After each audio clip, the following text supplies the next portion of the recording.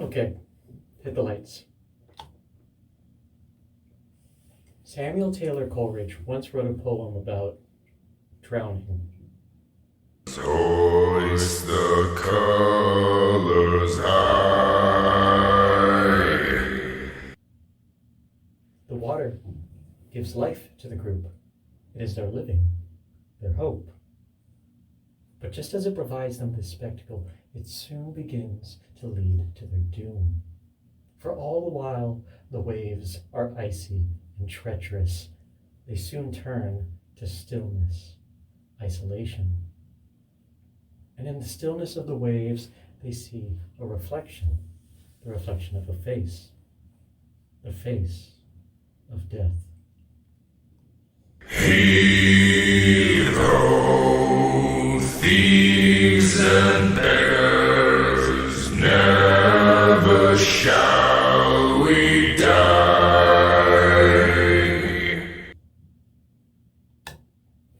Now, I know what you're probably thinking. You think I'm talking about The Rime of the Ancient Mariner. You know, maritime story, gothic fiction, the works. But I'm actually talking about Kubla Khan. Now, I know what you might be thinking.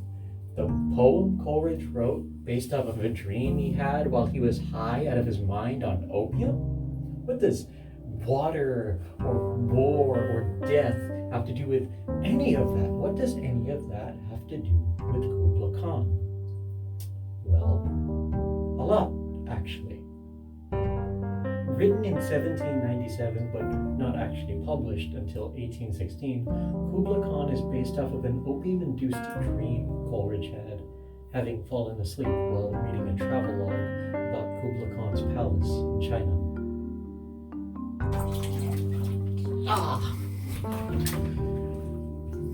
Kubla Khan is by no means an easy read, even if it's not a particularly long one. At just 15 lines, it's one of Coleridge's most cryptic and psychedelic poems, which is understandable because, again, it was based off of a dream he had while he was on opium. As Peter Larkin acknowledges in his article Infinite Closure in Kubla Khan and the Caves of Yordas, an initial reading of Kubla Khan is rarely adequate to really understanding the work. But upon rereading the work, you might realize that Kubla Khan goes into a great amount of detail into describing this monolith of a pleasure dome that Kubla Khan has had built. But at the heart of it all is the river Alf, connected to a series of caverns, a geyser deep within a gorge, an underground ocean, a wider, described as lifeless ocean. In Xanadu did Kubla Khan a stately pleasure dome decree, where Alf the sacred river ran through caverns measureless to man, down to a sunless sea. While the river Alf and the ocean provide excellent fertile farmland, the geyser occasionally flings up rocks whenever it spouts its streams of water and vapor, providing a spectacle of nature to those who witness it. However, amidst all of this, there's always some sort of strangeness amongst it all. Like some sort of danger that honestly feels more uncanny than horrifying, less an unknowable horror, and more like something's just amiss, like something's wrong. A woman wailing for her demon lover. Measureless caverns of ice that seem to go on infinitely. A lifeless ocean through which Kubla Khan's ancestors prophesied war. And yet, Kubla Khan can't help but admire it all. Admire the nature, the seas that surround him, yeah, but also admire himself. From the tone of the poem, it seems that Kubla Khan is rather proud of himself for figuring this to be the location of his pleasure dome. Oh, how wondrous it is. So twice 5 miles of fertile ground, with walls and towers were girdled round, and there were gardens bright with sinuous rills, where blossomed many an incense-bearing tree, and here were forests ancient as the hills, enfolding sunny spots of greenery. The third stanza is no less interesting, as it changes to a tone and perspective that's much more direct and conversational with the reader. The narrator looks to an Abyssinian maid and believes that if he could recreate her song, he could make the Pleasure Dome even greater than before, and people would look at him in awe for what he had done.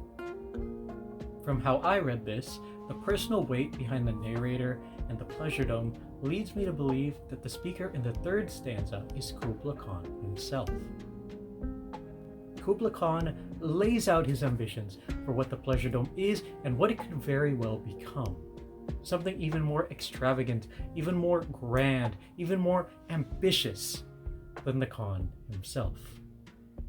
Unfortunately, there isn't much more that we get from this poem. Another reason Kubla Khan is so cryptic is that it's not actually complete. It's a fragment, only a small piece of what Coleridge decided to, or perhaps was just able to write. Like a dream, it cuts off just before the good part. But rather than consider this fragmentation a fault against the work, I would more rather consider it a feature, as it now opens us up to the possibilities of the kinds of stories Kubla Khan could have told, like a movie that perfectly sets up the prospect for a sequel. From how I see it, Kubla Khan, as it is now, is a story about a great man wanting to become even greater, making the very land he walks upon and the builders he has constructed even more spectacular than before. In turn, the story that is yet to be told is much more sinister. Because by the third stanza, Kubla Khan begins to neglect the precautions of the waters around him. He recognizes it, he celebrates it, but he doesn't respect it. Kubla Khan recognizes the waters, celebrates the waters even, but he doesn't respect it, isn't cautioned by it. And under the weight of the waters and the seas that support that land, Kubla Khan's ambitions might be his undoing in the wake of the sea.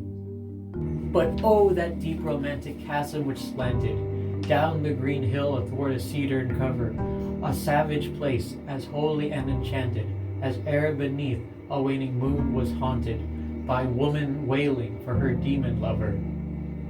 But before we go any further, we should take a bit of time to talk about Kubla Khan the man, as in the real Kubla Khan, or rather Kublai Khan. As a child, Kublai Khan loved nothing more than Chinese culture, and as a Mongolian prince and grandson of the Genghis Khan, he'd get to see tons of it by invading what remained of China and the Song dynasty. Even still, he was eventually made the leader of the Mongols, and Kublai Khan took great strides to not decimate China as he might have been able to. Indeed, Kublai Khan did not want to destroy China, he wanted to reunify it. And after capturing what remained of the previous Song dynasty, he totally succeeded. Under his new rule, Kublai Khan renamed his empire the Yuan dynasty. And Kublai Khan didn't rule through brutality, or, well, not much of it anyways. Rather, he allowed his empire to thrive through innovation and enlightenment. Paper money, trade ports, language and religious freedoms. In many ways, Kublai Khan's empire was thriving. But that didn't stop him from trying to invade Japan. It's not entirely clear why Kublai Khan wanted to conquer Japan, but regardless, he failed. Twice. In fact, both attempts were thwarted by sea storms. Coleridge wouldn't be the first to show this. The real Kublai Khan, however, didn't meet his end through an excess of ambition. Instead, Kublai Khan was hit with the twin deaths of his favorite wife Chabi, shown here, and his eldest son Zenjing, who I don't have a picture of. He never seemed to recover from these tragedies, drowning himself in food and drink until his death. Kublai Khan's death isn't really a story about ambition then, although the man certainly had some. But it is a story about excess. And in understanding the real-life man that was Kublai Khan, This helps ground the poem Kubla Khan and its story into the real world, while also grounding Kubla Khan's excess into terms we can understand. And from this chasm with ceaseless turmoil seething, as if this earth in fast thick pants were breathing, a mighty fountain momently was forced, amid whose swift half-intermitted burst, huge fragments vaulted like rebounding hail, or chafy grain beneath a thresher's flail.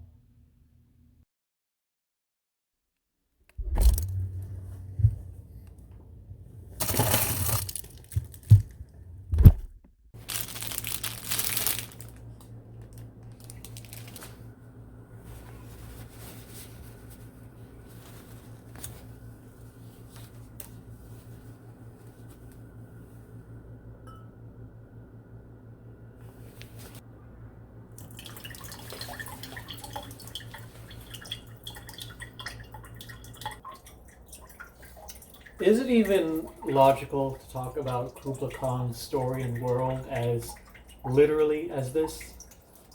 Probably not. I doubt Coleridge was thinking about the logistics of ice caverns or the nature of rushing water when he wrote this poem. But since when have dreams ever been logical or even consistent? In Kubla Khan, the river Alf is fed by a series of caverns in an underground ocean. Kubla Khan, the character, understandably relies on this river, having built his pleasure dome at its banks. But these caverns are described as caves of ice, either meaning that they are made of or predominantly supported by ice. Now, if you know anything about ice, you know that under rushing water, even cold water, it eventually melts.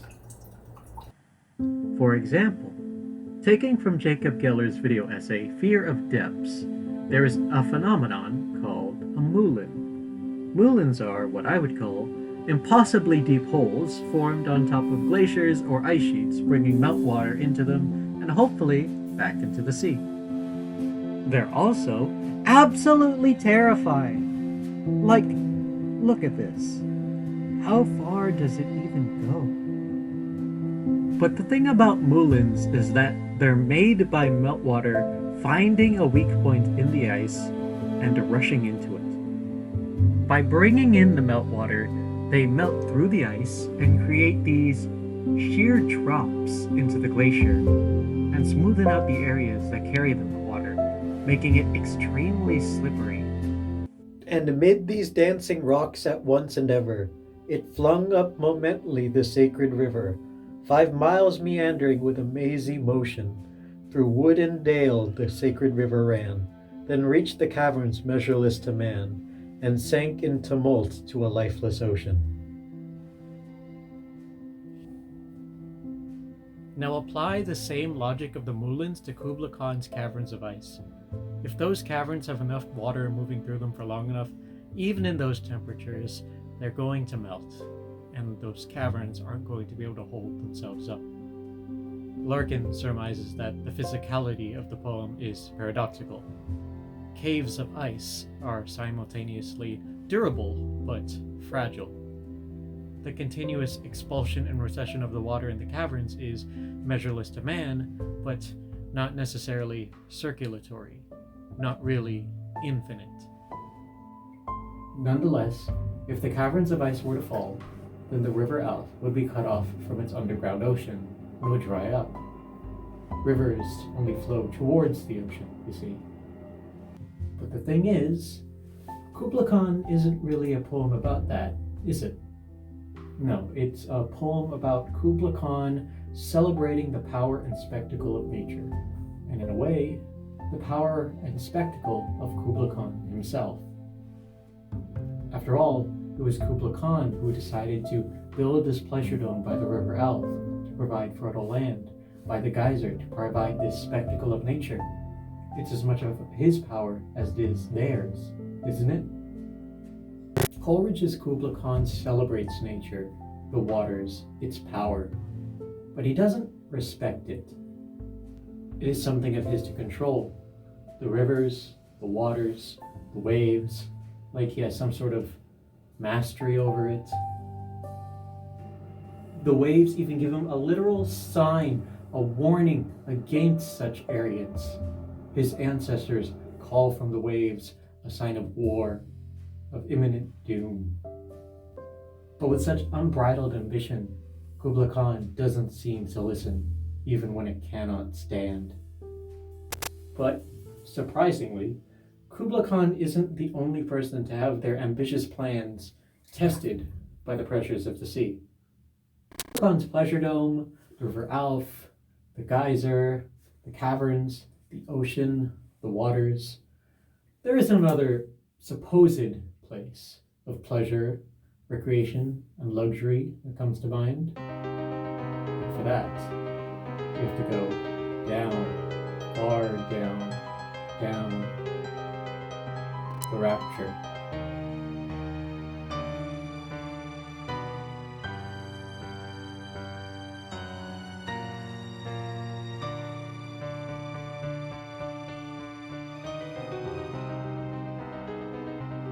And mid this tumult Kubla heard from far ancestral voices prophesizing war. The shadow of the dome of pleasure floated midway on the waves, where was heard the mingled measure from the fountain and the caves.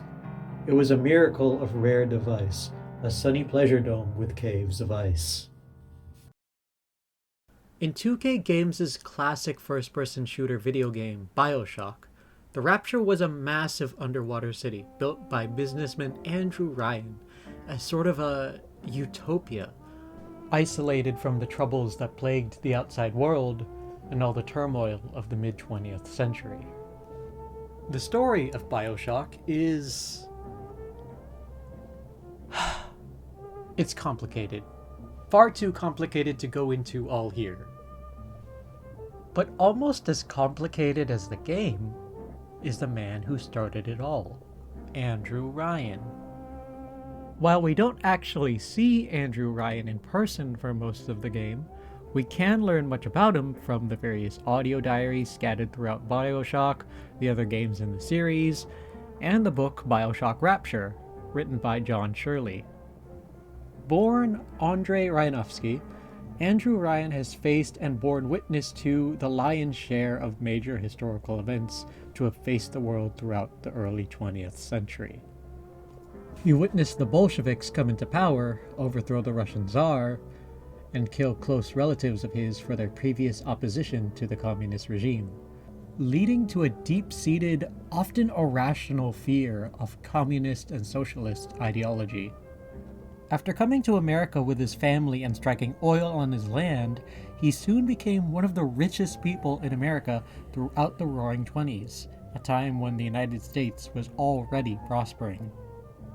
But by the 1930s, he was a major opponent of President Franklin D. Roosevelt's New Deal, calling those who benefited from it parasites. His Jewish Belarusian family would have also heard of the atrocities of the Holocaust and the news of World War II. But the final straw for Ryan was the atomic bomb. After the devastation of Hiroshima, Ryan saw the ideals he held most dear: science, innovation, determination, free human will, corrupted into unspeakable levels of destruction. In an attempt to get away from it all, Ryan pooled all of his resources into building his dream of a utopia. A capitalist safe haven, a secret safe from the social and political landscape of the post-World War II world, hidden under hundreds of thousands of tons of ocean water. Water is buoyant. We shall not frame rapture in steel, but in aluminium. The government jackals may suspect me of building an air force, but never a city. And you know what? For a while, the Rapture seemed to thrive.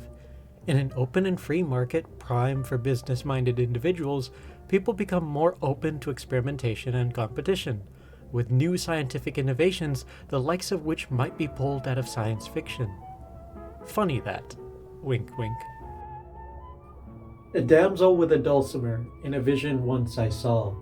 It was an Abyssinian maid, and her dulcimer she played, singing of Mount Abora. But soon, as it always is with unfettered capitalism, the Rapture began to breed an environment that was cold-hearted and elitist. The rich only became richer, and the poor only became poorer. Moreover, the practical downfalls of the Rapture, being so far under the ocean, began to rear their head. The lack of sunlight, structures needing regular maintenance from the pressure of the sea, the general isolation from the rest of the world. The people of the Rapture didn't feel particularly welcome so far under the sea. I'm told that the people grow tense and isolated in the absence of the sun. Now they clamor for a psychiatrist. Do they miss the state censor, I wonder? In an attempt to ease his people's worries, Ryan brings in world-renowned psychiatrist and collectivist Sophia Lamb. She introduces new ways of thinking to the underwater city, a common good, altruism over strict individualism. Unfortunately, her appearance only exacerbates people's discontent with the Rapture. The elites want contact with the outside world. The working class just want enough to eat. Worried about losing his power and influence, but even more so fearful of the rest of the world finding out and learning of the existence of the Rapture, Ryan puts a stranglehold on his underwater city, becoming the same kind of despotic ruler he had and still hated. We are indeed in a time of war. If Atlas and his bandits have their way, will they not turn us into slaves? And what will become of free will then? Desperate times call for desperate measures. Eventually, the people revolt against him. A bloody civil war takes place, and by the end of BioShock, he is ultimately killed by two of his creations. His son, that's you, the player character, and the Rapture. But the sea has no less part in this. But by all accounts, Ryan meets his death at his own volition. While the player character is the one who ends him, it's Ryan who ultimately lets it happen. Orders it, even. Like the real Kublai Khan, it seems that Ryan too had simply stopped caring. Could I revive within me her symphony and song, to such a deep delight 'twould win me, that with music loud and long.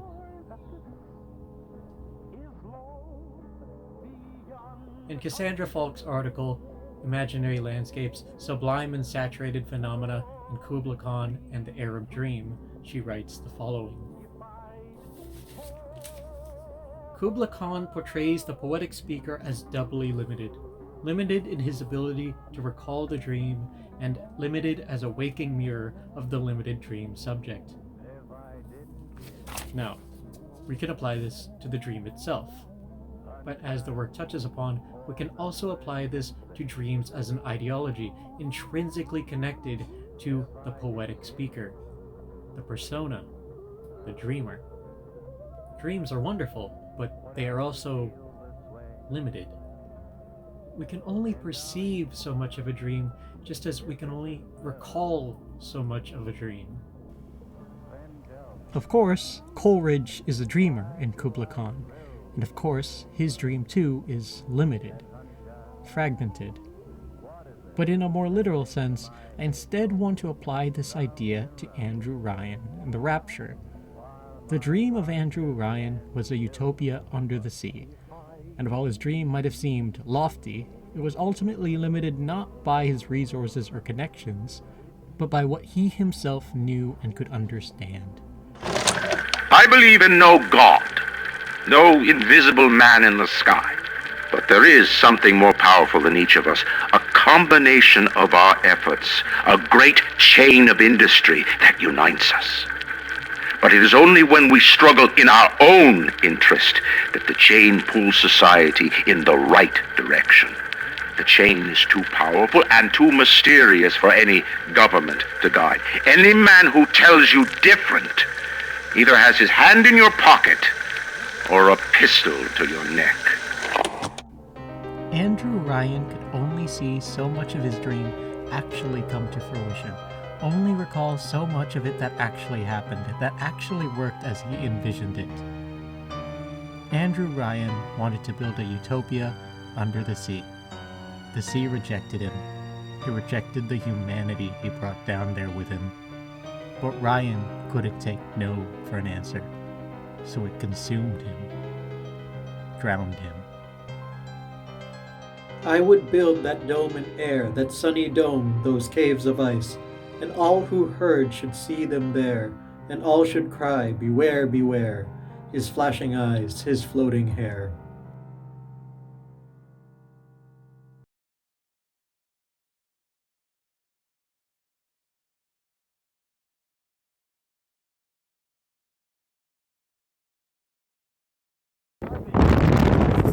Pick it up.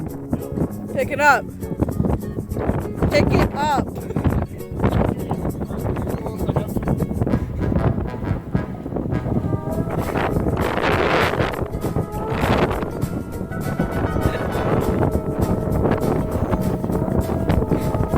Got it?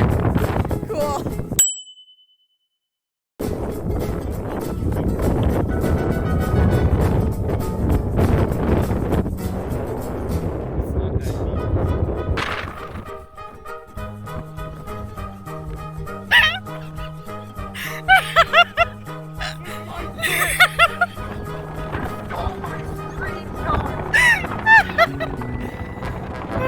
Ready?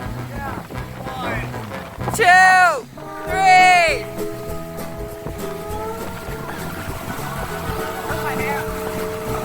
Ooh. Yeah. We didn't get to play Yeah. That is good. That happened once, but we weren't anywhere near the kids. Yeah. We can't poo here?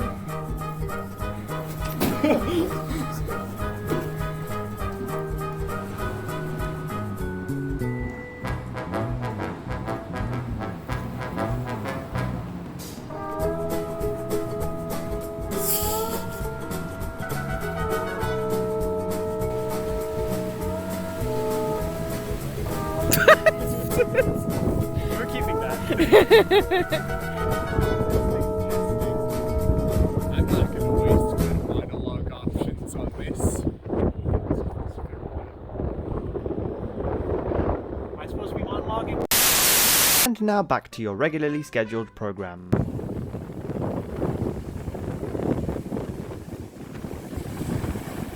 This is Lucy. This is Lake Ontario. Did you know that Lake Ontario was Canada's smallest Great Lake? Probably. If you look out at the waves, they always gotta pull themselves back before launching themselves at the shore. It's almost like it takes some significant effort to do what little it seems that we do. As a kid, I would try to almost cheer on the waves. You know, like, come on, give us a big one next time.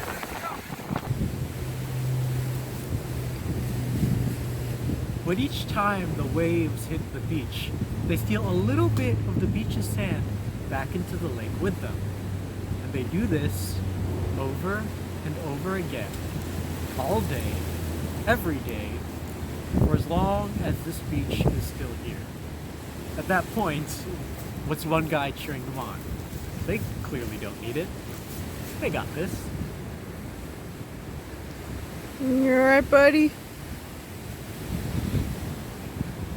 So, as you can probably tell from this essay, I find water to be absolutely terrifying.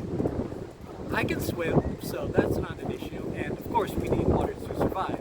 And, side note, hydration break. Did you know that the Earth is made up of 70% water? Yes, I looked at a map. Did you know that the human body is 60% water?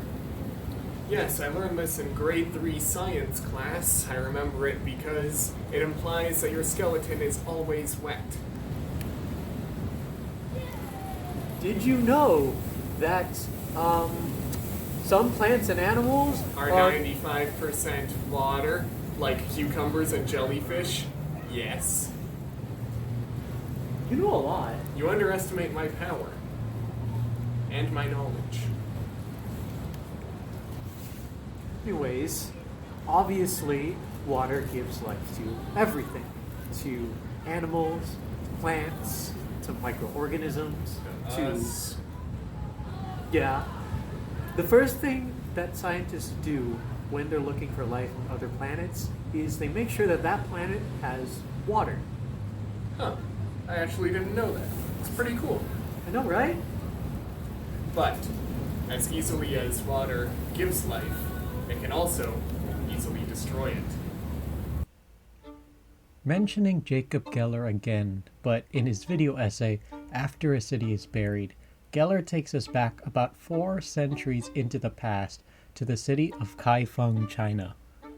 In 1642, the city of Kaifeng was under siege by rebel leader Li Zicheng and an army of peasants. But after months of battle, Kaifeng's government and the rebels were at a stalemate. But in Geller's words, as if possessed, they both came up with the same ludicrous plan. Kaifeng used a series of dikes to keep the Yellow River just north of the city at bay. The Yellow River was notorious for flooding, destroying farmland and buildings. During the Kaifeng siege, both sides decided to destroy the dikes in an attempt to wash away their enemies. Obviously, each side had way too much confidence in their ability to control the second longest river in China. They believed that they could somehow control the Yellow River, a literal force of nature. They were wrong. Of course, they were wrong. The Yellow River consumed the city of Kaifeng, killing around 300,000 of its residents and an unknown number of rebels. That's about 4/5 of Kaifeng's population of 370,000 people. For comparison, imagine if I told you that almost the entirety of the amalgamation of Toronto, aside from Scarborough, was suddenly swallowed up by the lake. There is no controlling the rivers, the lakes, the seas.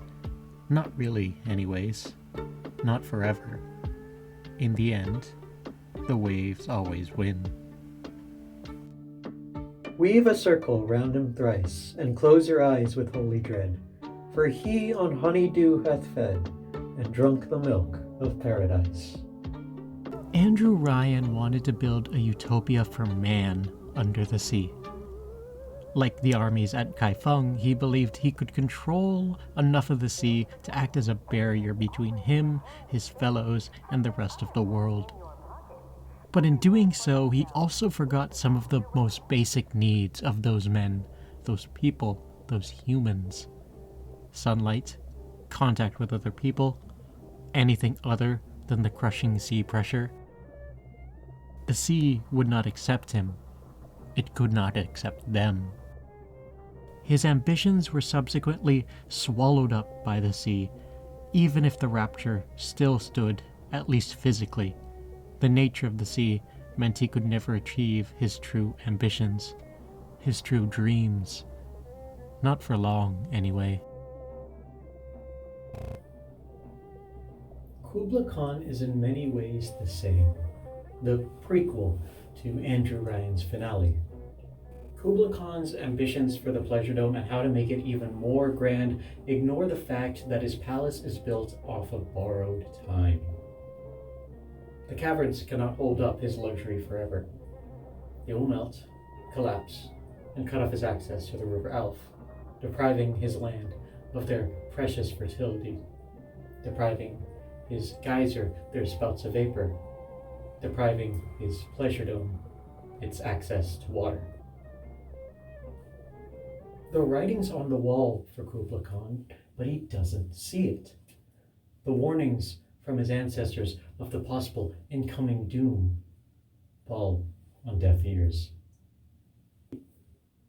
His only interest is making his pleasure dome grander, livelier, even greater than before.